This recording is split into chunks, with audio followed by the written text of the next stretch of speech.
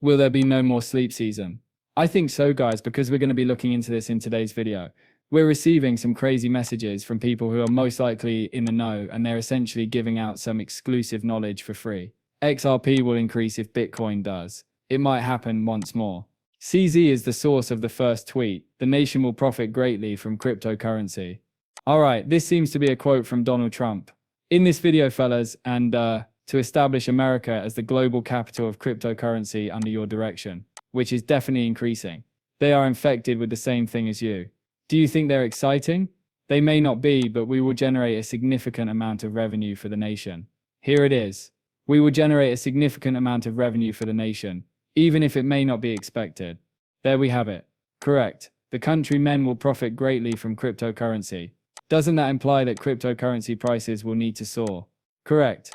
We have believed that this cryptocurrency bull cycle will not be topped since the beginning of time. Alright, not top out, that is. It's similar to an irregular cycle. Personally, I would say so. Alright, guys, this isn't your typical cycle. There will be several unexpected turns. Alright, but the conclusion only occurs when the bubble bursts, and, for that bubble to form, it cannot simply be little. It must be the biggest bubble in existence. Mike is the source of this tweet. I believe a Bitcoin enthusiast. Alright, believe me when I say that nobody is ready for what you guys are seeing, which is why there are so many interesting tweets about men that indicate the cryptocurrency bull market hasn't peaked yet. Before we discuss why the indicators indicate that it hasn't peaked, isn't that right? However, we must visit Raoul Pal first. And here, folks, he presents his thesis. He explains why he thinks the cryptocurrency market hasn't peaked, and why he thinks it will continue to rise.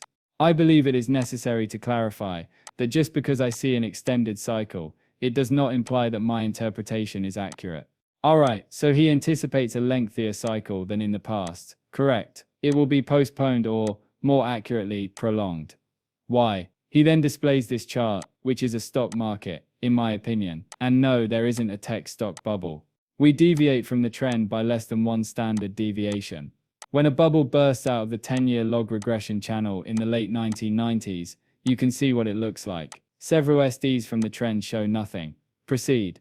Guys, this chart is really fairly crazy, because it shows that the bubble hasn't really begun yet. Look at that. Many already believe we're going to top out. However, this chart indicates that the bubble has not yet begun, which is consistent with our assertion since, in order for the collapse to occur correctly, what do you believe must first occur? A bubble must be formed. And he is claiming that this is not a bubble, correct?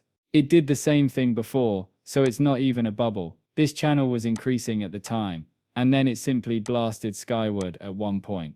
Yes, and that explosion is about to happen, men. That is referred to as a blow-off, top, correct? Guys, it gets more parabolic every day. Therefore, once more, that is what I believe will occur, because everything must turn into a tulip fever for the collapse to occur up here. Guys, this is an incredible graphic that indicates the best is still to come. Basically, nothing has happened yet.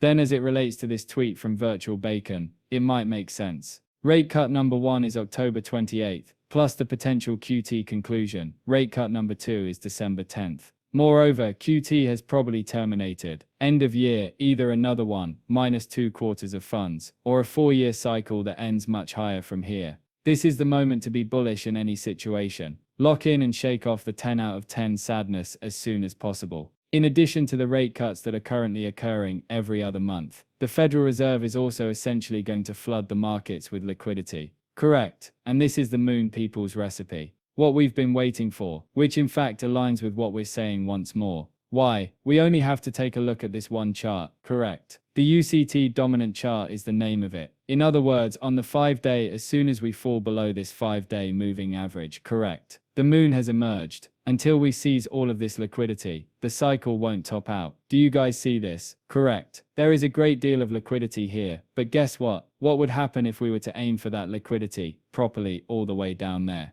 The 5-day moving average is below us. Correct. The 5-day moving average will be below us. After that, we must find that one out on the 6th day. Alright, at that moment. However, as previously mentioned, FOMO may become so intense that it has a cascading impact, like this. Take a look at this. Have you all noticed how this chart has consolidated? For a while, isn't that right? a year or two perhaps, and see how quickly it went as it began to crumble. Correct. What's going on here? The exact same thing as before. As soon as we break below, consolidation will occur. Correct. It just went on a rampage downhill after breaking through there, people. Correct. Most likely merely downward rampages. When that happens, the bottom is in. Cryptocurrency prices are crazy. Therefore, those are my thoughts on why I think there is still a great deal more to come. Many more chances, don't worry. Furthermore, there are indicators that support our position, so we are not making anything up. Indicators of the bull market peak are still at the top. And you know what? So far none of them have been struck. Struck or not, these are all the signs, and all of these signs are fine. So what does it signify?